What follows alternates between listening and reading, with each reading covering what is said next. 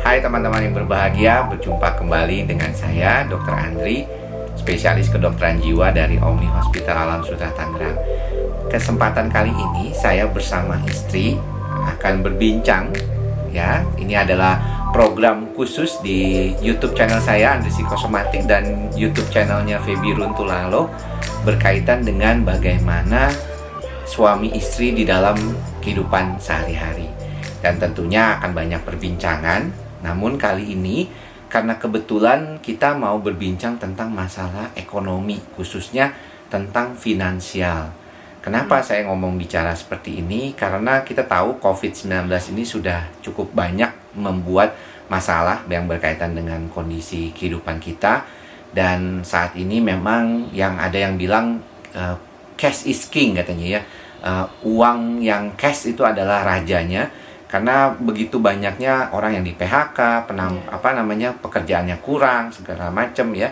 Dan kali ini saya mau berbincang bagaimana sih perspektif dari seorang perempuan kalau misalnya seorang istri dalam mengatur keuangan rumah tangga. Karena banyak di antara kita juga menyerahkan tanggung jawab kepada istri ya terkait dengan pengaturan uang. Jadi itu hari ini kita mau ngomong sama teman-teman tentang bagaimana pengaturan uang itu sendiri. Nah, kalau menurut kamu itu bagaimana? Apakah misalnya kalau suami ngasih ke istri itu apakah harus semua gajinya, apa dijatah atau gimana sih kalau kamu tuh? Nah, dari pengalaman kamu sama aku ya tentunya gitu.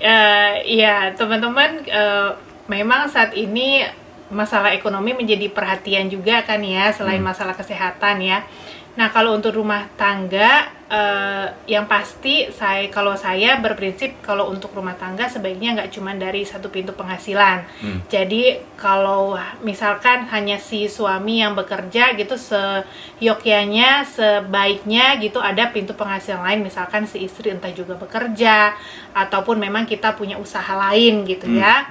Nah, kalau untuk itu yang jadi poin pertama adalah si istri juga harus punya pegangan gitu. Itu kan yang jadi prinsip kita juga gitu kan. Istri harus punya pegangan.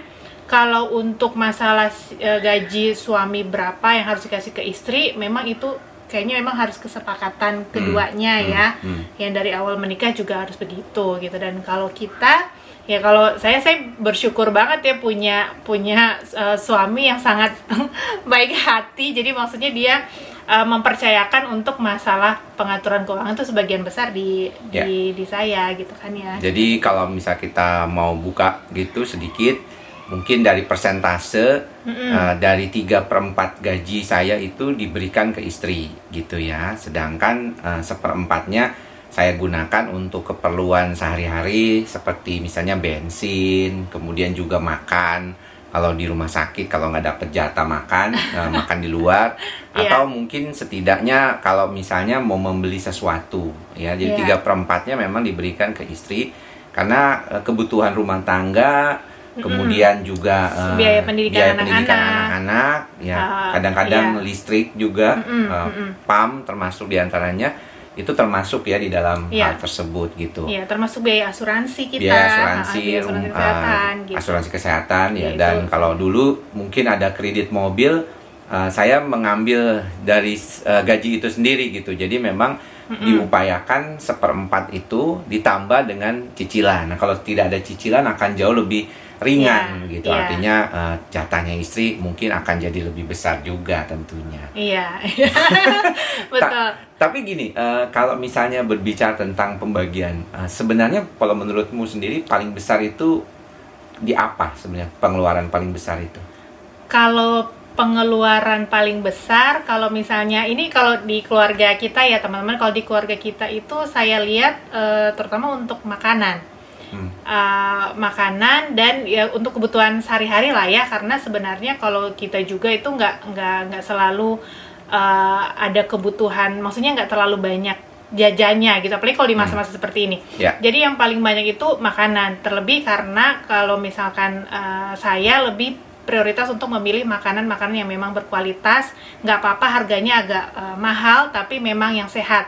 Apalagi soalnya kalau anak-anak kami itu kan yang terutama yang si kembar itu atopi, jadi dia alergian. Jadi kami memang harus benar-benar memilih, misalkan contoh roti gitu ya, memang roti yang bahan pengawetnya sedikit kayak gitu. Jadi dan kayak gitu kan biasanya lebih mahal ya gitu. Jadi nah lebih banyak sih habisnya sih di makanan gitu, dan kita juga berusaha untuk lebih banyak makanan yang memang masak sendiri gitu, nggak beli di luar.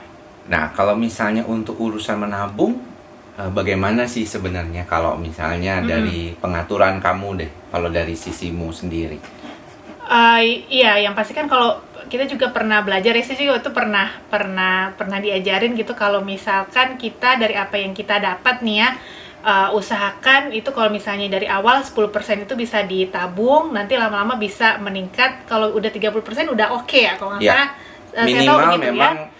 30% dari penghasilan kalau memang masih bisa menabung, itu ditabung.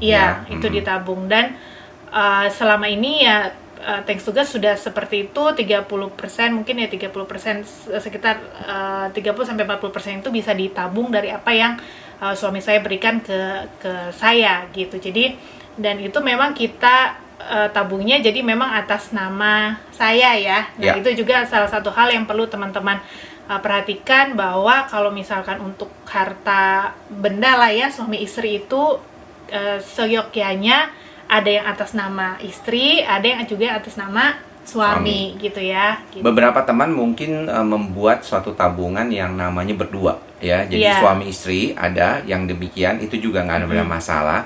Karena apa? Saya bilang harus salah satunya juga punya tabungan, karena ada beberapa kasus di mana kalau salah satunya meninggal itu kalau misalnya cuma satu aja rada sulit, nantinya agak lama ngambilnya. Tapi bukan berarti nggak bisa ya, ada prosesnya tentunya. Dan kalau misalnya ada beberapa yang menggunakan tabungan ya bersama, seperti kayak namanya dan gitu. Jadi itu biasanya juga dialami. Nah, dulu kita pernah bikin video tentang perempuan bekerja, dan itu juga banyak ditonton oleh teman-teman. Kita juga punya podcastnya, dan ini juga nanti kita akan taruh di podcast. Ada salah satunya adalah karena ingin menghasilkan uang sendiri, begitu. Nah, kalau misalnya pembagian uang untuk sendiri itu apa yang kamu gunakan sih biasanya? Kalau perempuan apakah memang menggunakannya untuk beli make up, atau mungkin buat beli baju, tas? Kan kadang-kadang waduh, beli tas aja bisa mahal sekali ya. Walaupun saya juga suka barang yang berkualitas, bukan karena harganya atau mereknya, tetapi saya tahu saya punya barang itu kalau yang belinya agak mahal memang kualitasnya lebih bagus, itu lebih awet. Jadi saya sampai lebih dari 10 tahun nggak pernah ganti gitu. Jadi ya irit ya dari awal belinya mahal tapi ini. Nah, gimana kalau kamu sendiri, perempuan bekerja menghasilkan uang sendiri tapi dapat juga dari suami? Apa yang dilakukan oleh uang itu buat apa gitu kebanyakan? Iya, jadi uang itu kalau menurut saya pertama kan untuk simpanan kita ya. Jadi untuk cadangan kita lah gitu kan ya.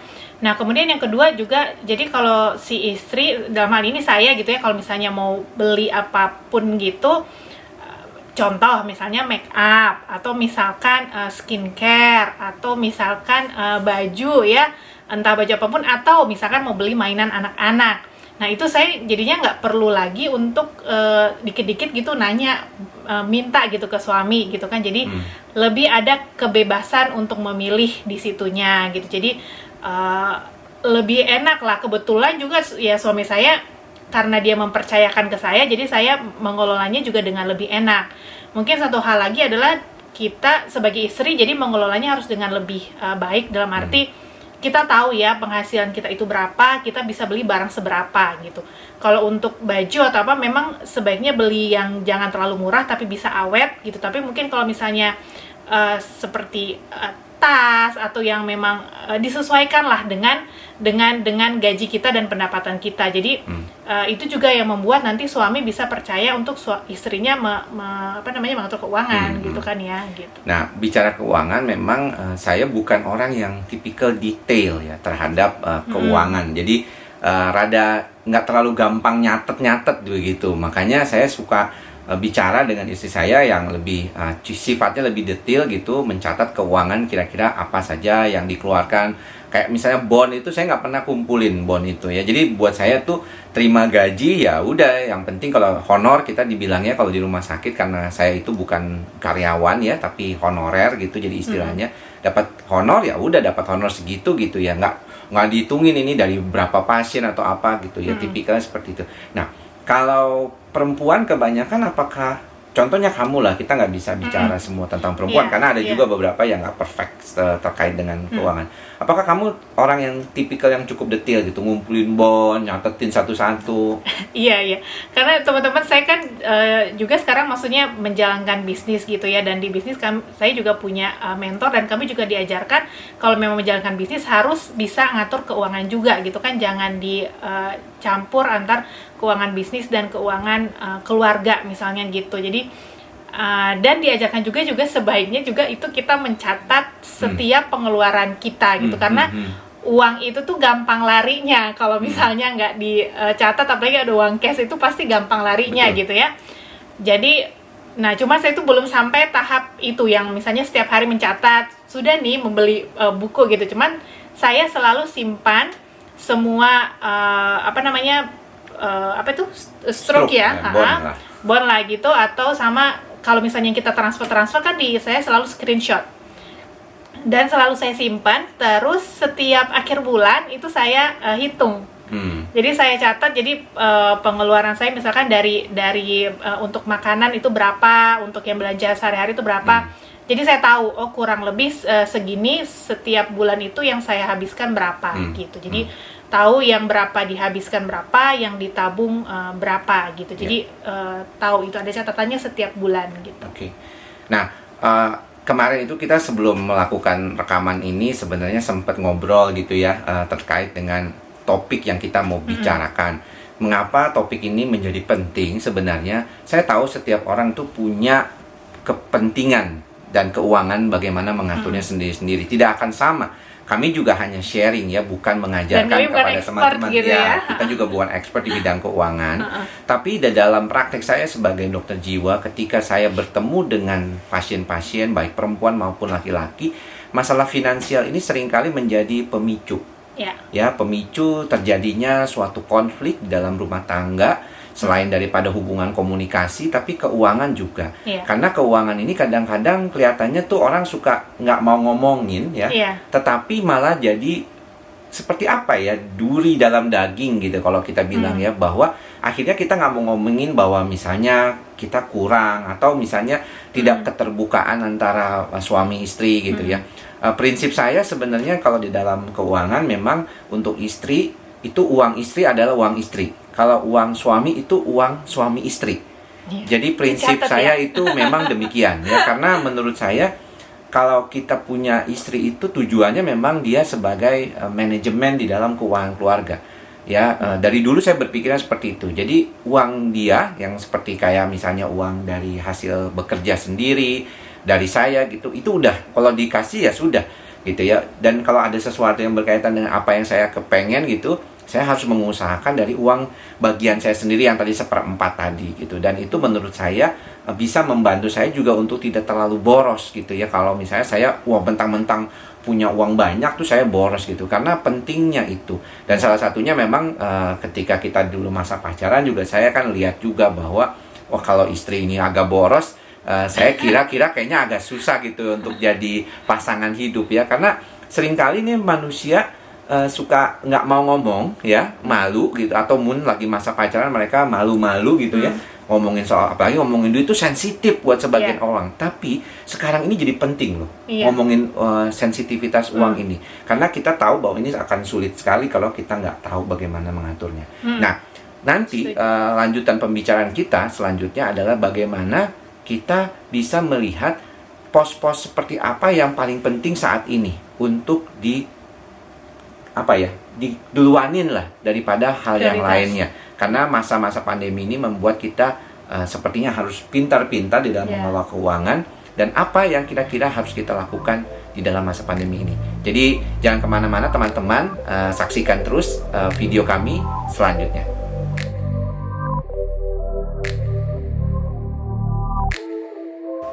Hai teman-teman semua, balik lagi ke perbincangan suami istri, saya dan Feby. Kali ini kita membahas tentang masalah finansial, keuangan, ekonomi di masa pandemi ini dari sharing kami berdua. Nah, tadi kita sudah berbicara tentang pembagian ya, kalau lagi dalam masa-masa biasa, dan tentunya saat ini kan kita lagi dalam masa pandemi. Apa yang berbeda dalam pengaturan keuangan di masa ini, dan mungkin apakah kita masih bisa tetap nabung? Pada beberapa orang mungkin mengalami pemotongan gaji dan hal-hal yang berkaitan dengan PHK. Kami juga terus berempati kepada kondisi seperti ini tentunya. Tapi kalau misalnya kita mau tanya langsung ke Feby nih, kalau misalnya dalam kaitannya sekarang ini menurut kamu apakah beda pengeluaran saat lagi masa-masa biasa sekitar 3 bulan yang lalu ya, 4 bulan yang lalu lah, anggaplah Januari Februari, dengan sekarang ini 3 bulan terakhir, Februari kan sudah selesai, Maret, April, dan Mei ini agak beda apa enggak menurut kamu? Beda, kurang lebih beda ya, karena pastinya ada beberapa pengeluaran yang sekarang lagi nggak ada. Misalkan nih contoh, kalau kita dulu kan sewaktu masih zaman biasa kan anak-anak lesnya banyak. Nah kalau sekarang kan lesnya mungkin udah berkurang ya, mungkin ada juga yang jadinya nggak les sama sekali karena memang nggak bisa juga gitu kan, atau yang memang biaya lesnya separoh karena jadinya online gitu kan, atau ada sekolah yang juga yang dipotong SPP-nya gitu kan. Nah itu pastinya akan berpengaruh terhadap pengeluaran dan itu bisa di save gitu. Nah itu yang yang terutama yang berbeda sih gitu. Tapi kalau yang bertambah ada nggak ya kira-kira? Mungkin listrik ya. Kalau saya lihat tuh listrik agak sedikit boros karena mungkin ya rumah kita pakai AC, jalan jadi terus kan, hasilnya semua orang di rumah, terus, apalagi anak-anak selalu di rumah gitu kan. Jadi anak-anak sekarang anak-anak zaman sekarang tuh nggak tahan panas gitu kan, jadi harus AC, jadi AC nyala terus ya, listrik mungkin jalan, sama mungkin uang internet seperti gitu ya, itu yang jadi keperluan saat ini. Walaupun kita sih pakai wifi sih kayaknya nggak nambahin sih ya. Iya, kalau wifi sih lebih hemat ya. Paling itu, sama kalau yang pertama sih itu. Untuk kalau uang jajan gitu ya, karena kita nggak bisa jajan juga gitu, nah itu maksudnya itu bisa jadi untuk disimpan pasti itu berkurang gitu palingan. Cuma sekarang mungkin jadinya semuanya kan belanja online. Nah kadang-kadang itu juga sih yang harus kita kontrol, jadi ya benar-benar yang dibelikan itu adalah hal-hal yang memang kita perlu gitu. Kalau dari saya sendiri merasa memang masa pandemi ini lebih irit ya, karena tidak ke Jakarta, bensin terutama irit. Jadi hanya betul, hampir cuman datang ke rumah sakit setiap hari Senin sampai Sabtu, tidak ngapa-ngapain di rumah sakit juga, jajan juga enggak gitu ya, kebanyakan bawa sendiri. Minum-minum yang lain, kopi shop atau apa yang dulunya pernah dilakukan karena untuk menunggu jam praktek berikutnya juga tidak dilakukan. Jarang. Jadi mau nggak mau saya beli sendiri, saya racik aja sendiri kopinya gitu, beli di online. Jadi saya kira sih memang nggak terlalu. Kalau teman-teman ada yang memang pulsa internet ya, tapi kebetulan kami di sini pakai wifi dari salah satu provider, dan tidak bertambah banget sih ya, karena cukuplah kalau buat aplikasi Zoom atau Google Meeting ya, Webex yang saya lakukan dari rumah ya. Cuma memang kadang-kadang kalau sore itu agak macet-macet tuh ya memang ya. Iya, kadang-kadang kalau mungkin udah banyak yang pakai banyak yang pakai karena sistemnya kayaknya sharing ya, sharing internetnya. Nah, ada nggak sih pesan-pesan buat teman-teman nih yang kebetulan lagi dalam masa percobaan ya, mereka ada yang unpaid leave loh ya, jadi nggak dibayar, dirumahkan dan tidak dibayar dulu, ada juga yang di PHK ya. Bisa nggak sih menurut kamu mulai dengan usaha sendiri yang mungkin kamu lakukan gitu ya, sharing dari sisi kamu aja, karena saya kira kalau di internet sih kita lihat di media sosial kebanyakan jualan makanan ya sekarang tapi kan dirimu kan nggak jual makanan ya, saya. Enggak. Jadi kalau misalnya menurut kamu teman-teman itu ada nggak yang bisa dilakukan di masa sulit ini? Kita tahu nih masa sulit ya. Saya sendiri mungkin secara pendapatan itu menurun 35% ya. Kalau saya hitung, wah 35% ya saya menurun pendapatannya selama pandemi ini. Istri saya merasa juga sih, karena pembagiannya lebih sedikit lah daripada sebelumnya gitu ya. Iya. Nah, kalau kamu ada saran nggak buat teman-teman, mungkin apakah usaha-usaha yang kamu lakukan itu bisa dilakukan juga di masa saat ini? Iya, jadi teman-teman untuk di masa saat ini sih kalau saya sih berpikir kita itu tetap harus berusaha untuk mencari yang positif ya, maksudnya tidak mengeluh terus-terusan, karena mengeluh pun nggak ada gunanya gitu ya. Jadi mencari cara, pertama yang pasti kita bisa menghemat dari yang tadi kita udah omongin ya, nggak membeli hal yang terlalu perlu, nggak membeli hal yang terlalu konsumtif, dalam arti maksudnya kalau dibeli ya udah habis gitu, nggak ada baliknya lagi gitu kan. Nah itu harus dikurangi, jadi supaya kita bisa menabung. Sama satu lagi, kita mencari jalan usaha lain supaya penghasilan kita bisa bertambah gitu ya. Ya satu-satunya jalan ya mungkin ya memang dengan pastinya jualan gitu ya, online gitu. Banyak sekali teman-teman yang melakukannya juga saat ini, bisa mencari memang yang produk-produk yang dibutuhkan oleh masyarakat saat ini gitu ya. Jadi itu sih yang bisa saya sarankan, dan kalau saya sih saya bersyukur karena produk bisnis saya adalah sesuatu yang dibutuhkan juga oleh masyarakat saat ini. Jadi itu saya syukuri dari situ gitu. Jadi kita tetap sambil membantu kesehatan orang lain, tapi kita juga mendapatkan manfaatnya gitu. Itu sih pesan saya. Jadi tetap harus keep positif ya, karena kadang-kadang kalau misalnya udah mentok pikiran tuh, udah kebanyakan negatif yang dimasukin, kita cuma mikirin hal-hal negatif doang, nggak ketemu tuh jalan keluar untuk dapat penghasilan tambahan, gimana caranya gitu. Padahal sebenarnya sih banyak yang bisa dilakukan gitu. Ya, salah satunya memang yang sering kali saya ungkapkan saat kalau lagi dalam video-video itu adalah berupaya untuk menerima dulu ya, ikhlas dulu keadaan ini, supaya pikirannya itu lebih bisa positif untuk menghasilkan sesuatu. Karena kalau misalnya kita berbicara tentang kebutuhan saat ini, mungkin yang paling penting adalah kebutuhan dasar memang ya. Kebutuhan dasar, sandang, pangan ya, papan ya, itu yang paling penting mungkin yang harus didahulukan. Dan kalau misalnya yang kepengen ini, kepengen itu ya, misalnya juga mungkin sudah harus ditahan dulu. Tapi saya rasa kalau misalnya kita punya pendapatan yang nggak terlalu berturun jauh, misalnya 20-30% aja, sebenarnya nggak terlalu akan berdampak, karena mungkin entertainnya berkurang. Ya, jadi kayak pergi ke mall, pergi jalan-jalan. Ini Lebaran kita di rumah aja gitu ya, itu berkurang. Dan saya kira itu bisa balance dari penurunan pendapatan kita gitu ya. Saya nggak tahu, kamu tuh kalau jujur bisnis kamu menurun nggak selama ini?